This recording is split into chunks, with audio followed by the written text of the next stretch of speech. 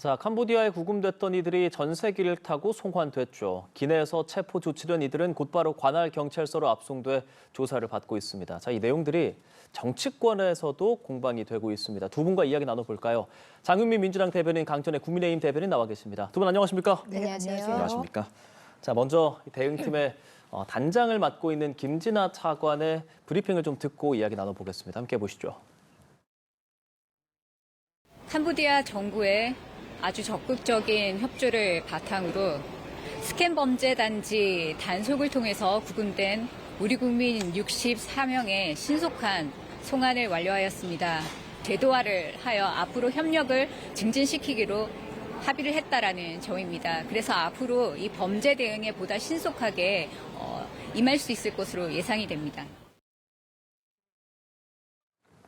네, 한국과 캄보디아가 이제 TF 합동 대응팀을 꾸렸고 또 김진아 외교부 2차관이 단장을 맡았는데 귀국을 하고 나서 지금 브리핑을 한 현장 함께 봤습니다. 사실 이 사건이 정치권에서도 굉장히 크게 작용을 하고 있습니다. 그만큼 국민들이 크게 관심을 갖고 있거든요. 다만 이 정부의 대응을 두고는 또 공방이 이어지고 있는 것 같아요. 먼저 우리 민주당 상황 좀 들어보고 싶은데 지금까지의 정치권의 대응 어떻게 좀 보시는지요? 이게 기본적으로 피해자 성격도 있고 또 어떻게 보면 범죄에 가담한 성격도 있지 않습니까? 그렇지만 이런 회색지대를 먼저 논하고 가타부타 잘했다 잘못했다를 따지기 전에 우리 국민들인 부분이 있으니까 빨리 신속히 국내로 송환 절차에 가시적인 성과를 냈다는 점에 대해서는 좀 안도하는 측면이 분명히 국민들께서도 있으실 거라는 생각이 들고요.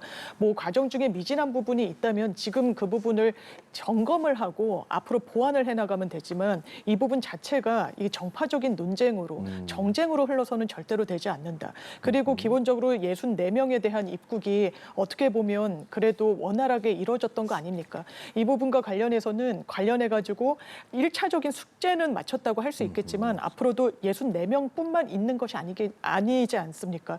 또 이 64명에는 현지에서 이미 인적 사항이 확보가 됐는데도 뭐 비행기 탑승을 거부하거나 이런 사람들도 있다라는 보도가 있기 때문에 이런 부분까지 헤아려서 앞으로 2차, 3차 대거 한국에서 처벌할 수 있도록 내지는 피해자가 있다면 피해자의 어떤 피해 구제가 필요한지에 대해서 계속해서 노력을 좀 게을리하면 안 되는 상황인 것 같습니다. 그렇습니다. 정부 차원에서 합동 대응팀이 나서고 대통령도 총력 대응을 지시한 상황이잖아요. 어떻게 평가하고 싶으세요? 일단 좀 정부의 대응이 약 시간적으로 늦은 것이 아닌가라는 생각들이 드는 부분들이 있습니다. 결국에는 한국인 대학생이 캄보디아에서 이제 뭐 폭행으로 인해서 사망에 이르게 된 이 사건으로 인해서 국민적인 공분들이 생긴 것이고 이 과정에서 정부가 조금은 그때부터 빠르게 좀 움직이는 것처럼 보이는 부분들이 있는데요. 그런데 지금 통계를 보면은 이미 캄보디아에서의 납치라든지 이런 실종 신고 같은 것들이 작년에도 220건 정도가 있었고 올해도 1월부터 8월까지만 해도 330건 정도가 있었다라는 겁니다.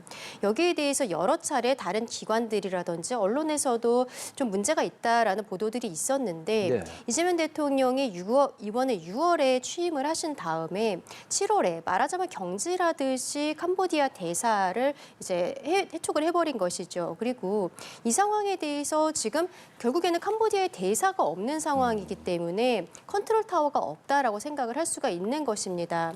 지금도 코리안 데스크를 설치를 해서 여기에 대해서 한국의 수사력이 직접 캄보디아에 가서 해야 된다. 수사기관들이 캄보디아 그 경찰들과 공조를 해야 된다고 우리는 주장을 하고 있습니다만 캄보디아 측에서는 뭐 TF를 이야기를 하고 본인들의 수사 그 상황들을 공유해주겠다는 식으로만 이야기를 하고 있는 거거든요.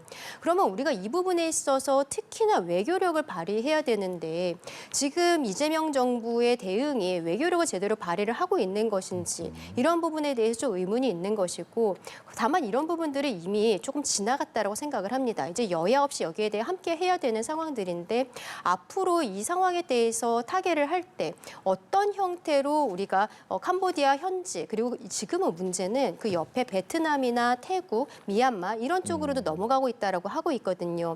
여러 가지 공조 상황에 대해서 함께 좀 점검을 해야 되지 않나 싶습니다. 그렇습니다. 공조 강화에 대한 말씀을 좀 전해주셨는데 아무래도 지금 이 상황이 뭐 한국만이 해결할 수는 없는 상황이라고도 보이는 상황입니다. 공조가 중요하고 합동 TF를 꾸리기로 했고 이런 부분들 어떻게 하면 공조를 조금 더 네. 강화해서 이런 상황을 잠재울 수 있을까 어떻게 생각하시는지요? 원칙적으로는 대한민국의 공권력이 해외에 미치기가 상당히 제약되고 어려운 부분이 있습니다. 다만 코리안 데스크의 그렇죠. 필요성, 그러니까 현지의 경찰 인력이 실제로 수사를 좀 진행할 수 있도록 하는 방안이 가장 실효적인 방향으로 지금 강구가 되고 있는데 예. 기본적으로 민주당에서는 안전대책단을 구성을 해서 현지에서 또 이 상황을 점검하고 있기도 합니다. 그랬을 때 캄보디아 당국과 협의를 한 결과 코리안 데스크와 관련해서는 그 설치에 긍정적인 답변을 받았다. 그래서 앞으로도 좀 구체적인 성과가 있을 수 있다라는 설명을 내놓고 있기 때문에 이 부분에 대해서도 한번 그 실효성을 점검하고 앞으로 어떻게 되는지를 볼 필요가 있다라는 생각이 사실상 들고요. 무산됐다라는 표현을 하는 그런 보도들도 좀 나오는데 보도, 말이죠. 엇갈리는 예. 보도가 있는데 그러니까 일단 헷갈려요. 대책단 측에서는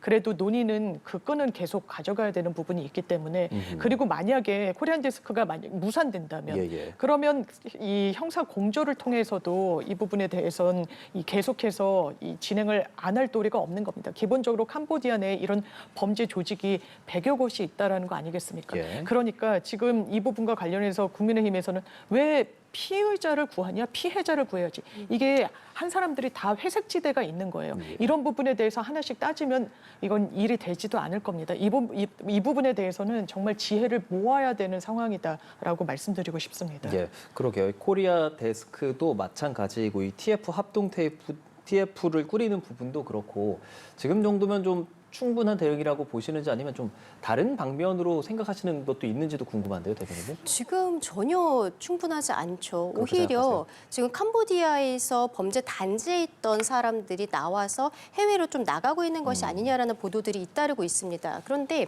그동안은 범죄 단지에서 이제 여러 명이 함께 있었던 것으로 알려지고 있는데요. 예. 만약에 지금 이러한 추적을 따돌리기 위해서 그 떨어져 나가는 것이라면은 소수 인원들로 갈 수가 있거든요. 그러면 더욱 추적하기가 어려운 것이고 그리고 그 과정에서 한국인들이 더 뭐 강하게 협박이라든지 여러 가지로 피해를 받을 가능성들도 있는 것입니다. 굉장히 시간을 다투고 있는 상황인데 우리 정부에서는 아직도 코리안 데스크라든지 이런 것들이 제대로 되지 않고 있는 거예요. 그리고 좀 아쉬운 거는요. 김병주 의원이라든지 박찬대 의원이 마치 지금 자랑처럼 이야기하는 것이 본인의 의원실로 연락이 온 청년들을 본인 의원실에서 어떻게든 구출해냈다. 와, 3명 구출했다 이런 얘기 그렇죠. 나오던데요. 그런 이야기들을 지금 하고 있습니다. 김병주 의원은 본인의 지역구에 있는 정모군을 찾으러 갔더니 거기에 한국인 청년이 2명이 더 있어서 3명을 결국 구출해냈다. 이런 이야기들을 자랑처럼 하고 있는데 이거는 오히려 반대로 보면은요. 어떠한 정치권의 연줄이 없는 우리 일반 국민들 같은 경우는 도움을 못 받고 있는 것이 아닌가. 우리 정부가 나서서 이런 것들을 해야 되는데 지금 그게 전혀 되지 않고 있는 것이죠. 박찬대 의원실 그리고 김병주 의원실에 연줄이 없는 우리 국민들은 그럼 어떻게 구하라는 것입니까? 이런 형태의 저는 대응도 지금 민주당에서 맞지 않다라고 생각을 합니다. 네. 결국에는 지금 우리가 캄보디아 당국에서 수사한 자료를 가지고서는 우리의 수사 이런 것들을 나름대로 해야 될 것으로 생각이 되는데 근데 문제는 이 범죄의 배후에 있다라고 생각이 되는 프린스 그룹이에요. 프린스 그룹의 총수가 캄보디아 정계와 관련이 있다라는 보도들이 많이 나오고 있거든요. 그리고 이들이 최근에 범죄 단지에서 어떤 탈출을 하는 과정에 있어서 오히려 캄보디아 경찰에서 이러한 정보들을 누설한 것이 아니냐라는 이야기들도 나오고 있습니다. 예. 이런 상황에서 우리가 캄보디아 당국의 수사 그 과정에 대해서만 100% 믿을 수는 없는 것이 아닌가라는 생각이 듭니다.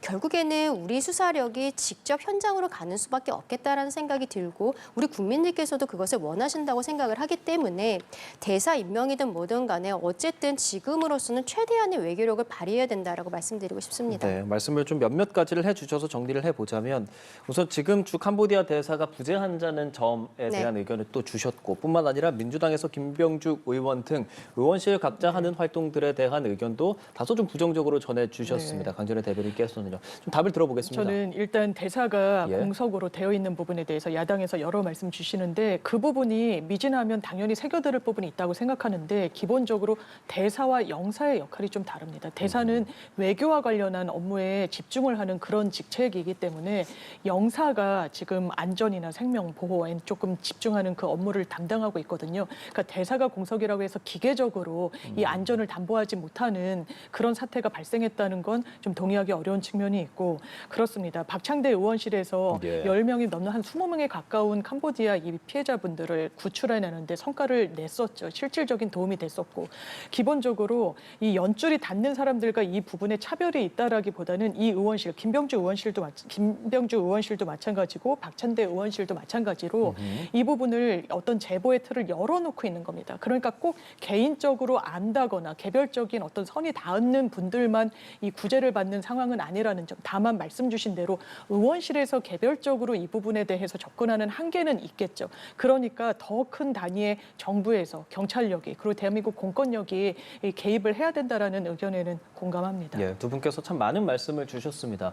사실 두 분께서 대변인단에 계시긴 하지만 각 당의 의견들을 좀 보자면 국민의힘은 성과 홍보에 치중한 청개구리식 대응이다. 이런 비판을 내고 민주당은 냉정하게 보자 이 상황을 피해자 송환을 좀 필수적으로 해야 된다라는 의견인데 각각 상대 당이 내는 의견에 대해서 어떻게 생각하는지 궁금한데요. 먼저 성과 홍보에 치중한 청개구리식 대응이다라는 부분에 대해서 어떤 말씀하고 싶으십니까? 이 사태에 도움이 되지 않는 평가라고 생각합니다. 더더군다나 국민들을 좀 오해하게끔 하는 표현은 이런 겁니다. 피해자가 아닌 피의자부터 구한다.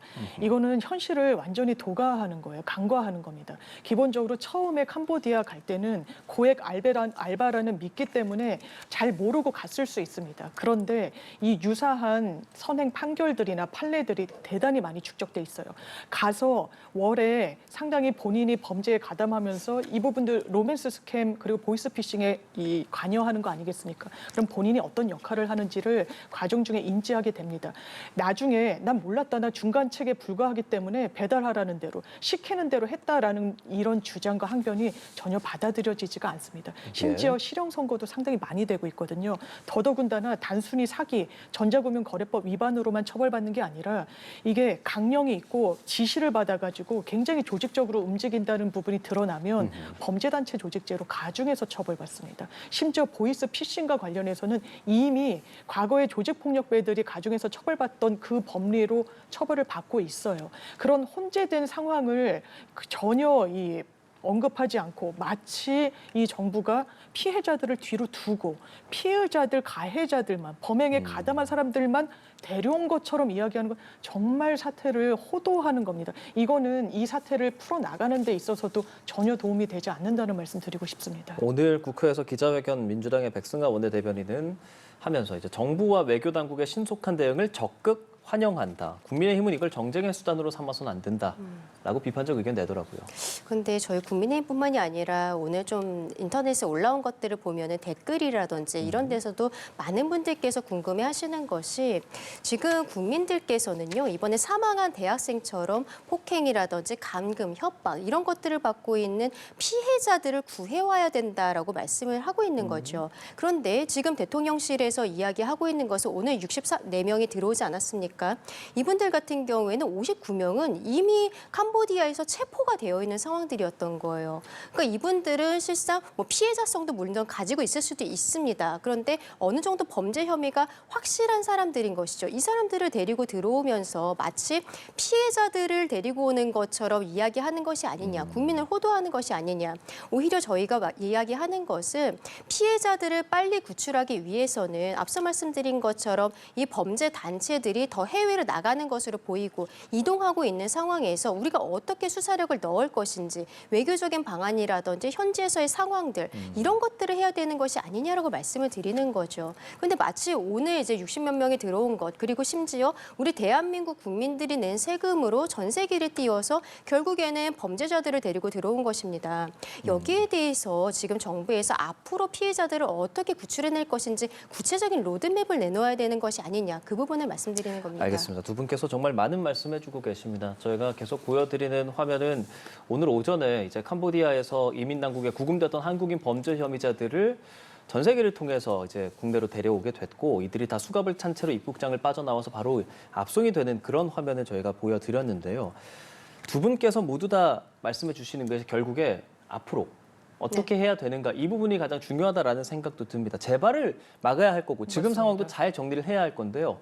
정부 차원에서 그리고 정치 차원에서 가장 시급한 대응은 무엇이라고 생각하세요? 그러니까 근원 원인을 차단해야 됩니다. 이미 그 캄보디아로 넘어가게 되면 대한민국의 공권력이 미치기가 너무 어려운 거예요. 협의가 또 별도로 필요하고. 그러니까 선제적인 조치가 필요한데 이를테면 다 인터넷으로 검색하는 거 아니겠습니까? 그런 부분과 관련해선 무조건 삭제 조치가 정말 선행돼야 된다.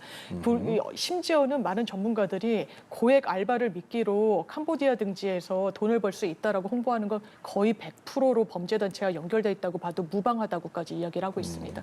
이런 부분에 대한 선제적인 조치가 필요하고 그러니까 광고 삭제 이런 거 말씀하시는 맞습니다. 거죠? 뿐만 아니라 실제로 지금도 정부가 어떻게 보면 신속하게 대응한 측면 중에 하나는 공항 곳곳에 캄보디아 등지로 가는 사람들과 관련해서 어떻게 보면 이를테면 전수조사를 하는 겁니다. 불식 업무를 한다더라고요. 맞습니다. 그래서 실제로 한 30대 남성 같은 경우에는 왜 지금 출국하게 되느냐, 어떤 경위로 가느냐와 관련해서 뭐 비행기 값을 아는 후배가 주기로 했는데 내가 넘어가게 됐다라고 해서 실제로 출국이 정지되고 무산된 바가 있습니다. 이런 식으로 선제적인 조치도 상당히 많이 이루어져야만 사후에 정말 손쓰기 어려운 국면을 미리 방지할 수 있지 않은가 생각합니다. 네, 앞서 풍선 휴가 같은 것도 많이 우려해 주셨잖아요. 앞으로 어떻게 대응해야 한다고 보시는지요?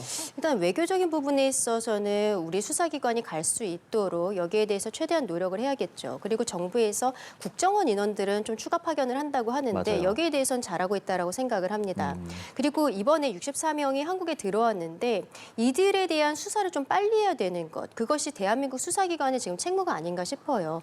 왜냐하면은 이들에 대해서 이미 캄보디아에서도 어느 정도 수사가 이루어졌고 그리고 그것을 바탕으로 해서 대한민국 법원에서 체포영장이 발부가 된 거거든요. 그래서 국적기를 타면서부터 체포 이제 시간이 지나가고 있는 것인데 48시간 안에 이들을 석방할 것인지 혹은 이제 구속영장을 청구를 해서 계속적으로 구금된 상태에서 조사를 할 것인지를 살펴야 되는 것입니다.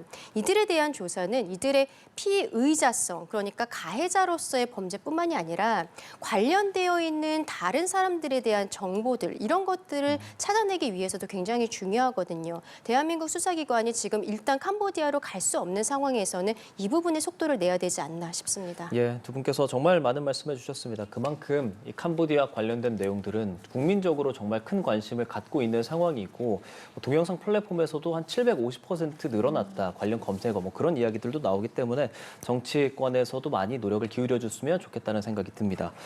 한편 또 정치권에서 굉장히 좀 중요한 것이라고 하면 이제 외교에 대한 부분이 될 텐데 역시나 경제랑도 연관이 되는 것. 이 3,500억 달러 대미 수출, 이 대미 투자 협상이 이제 막바지라고 알려지는데 국내 5대 그룹 총수가 마라라고 리조트로 향해요. 이곳에 간다는 것은 트럼프 대통령과 좀 직접 만날 수 있다. 그래서 네. 각 총수들이 골프 어느 정도 치느냐, 누구랑 같은 조 될 거냐 이런 것까지도 지금 되게 얘기가 나오고 있던데 두 분께서는 이런 협상 국면 어떻게 보시는지 궁금합니다. 먼저 좀 여쭤볼까요? 대한민국 외교력의 부족한 부분들을 사기업들이 보충해주고 있다라고 생각을 합니다. 결국에는 대기업들이 지난 한미 정상회담 과정에 있어서 함께 했고 그리고 그 과정에서 계속적으로 추가적인 투자에 대해서 밝힌 바가 있거든요. 그럼에도 불구하고 미국에서는 더 큰 것을 내놓으라라면서 압박을 하는 것이죠.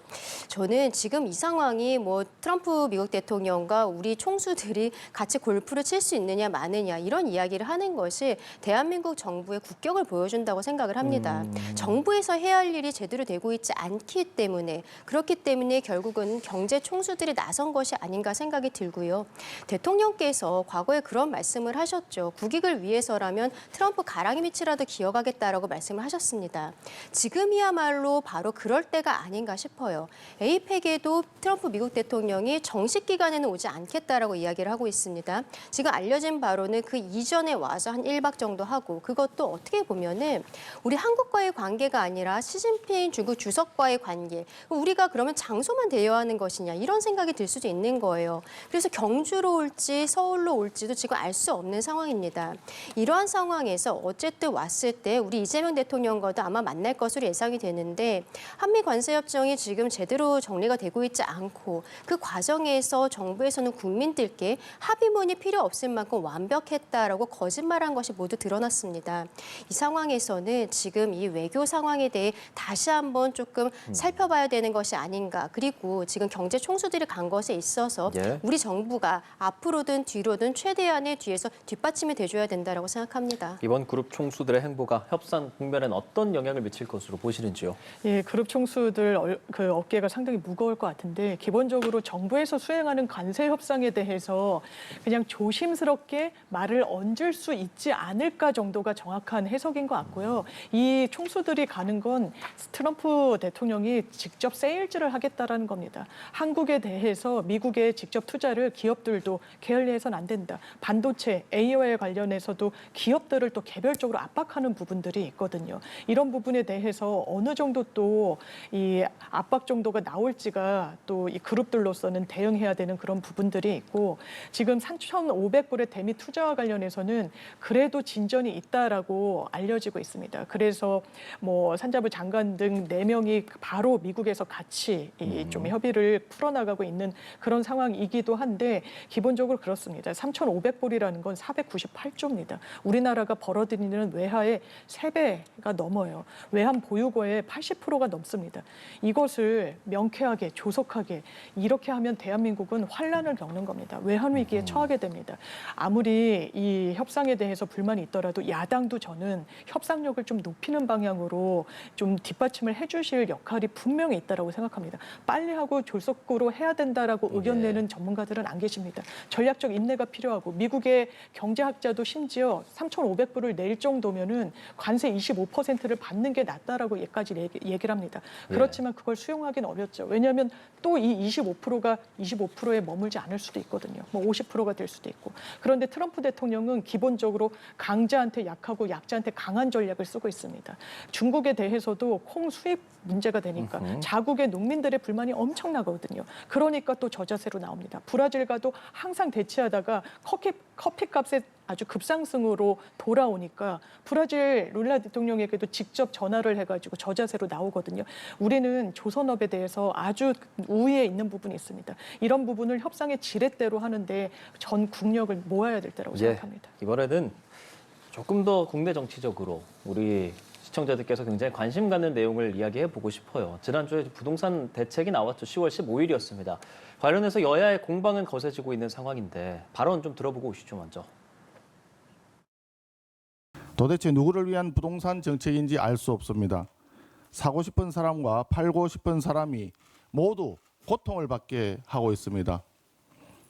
그런데도 불구하고 이재명 정권에서는 문제 없다, 집값 폭등은 없을 것이다 라고 하는 근거 없는 낙관만 가득합니다.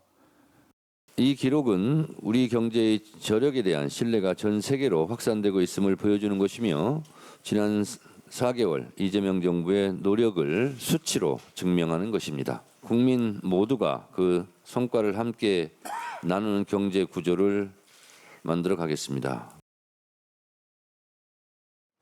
예, 부동산 대책이 나왔습니다. 사실 이런 부분들 시간만 있으면 두 분 대변인 모시고 그냥 오늘 하루 종일도 얘기할 수 있는 부분인데 저희가 시간이 많지는 않습니다. 일단 서로의 입장을 먼저 들어보고 싶습니다. 민주당 이야기해 주시죠. 네, 기본적으로 대한민국의 많은 자본이 너무 부동산 시장에 쏠려 있습니다. 예. 그거는 자본주의 어떤 원칙하에도 건강한 방향은 아니에요. 왜 그러냐? 부동산 불패 신화라는 것이 있거든요.